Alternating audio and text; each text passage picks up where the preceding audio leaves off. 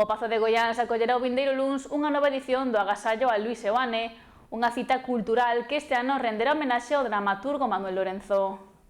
O Concello de Boiro colabora coa Fundación Alcalde Varela e a Asociación Cultural Barbantia na organización do 20º Agasallo a Luís Seoane, que se celebrará o próximo luns 1 de xuño ás 7 da tarde no Pazo de Goiáns. El 1 de junio vamos a celebrar el agasallo a Luís Seoane, uno de los artistas al que Salvador apoyó en vida y del que la Fundación tiene gran colección.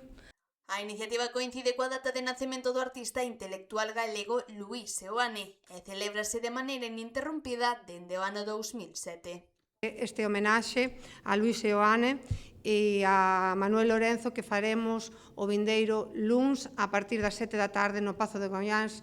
Non podería ser en outro entorno que non fose o Pazo maravilloso para albergar este homenaxe a dúas persoas tan importantes para nós e para, eu creo que para todo o mundo que está ao redor deste mundo artista ou literario incluso, non, por Manuel Lorenzo. Nesta edición, o acto será dedicado ao dramaturgo e actor Manuel Lorenzo, unha das figuras destacadas da cultura galega contemporánea.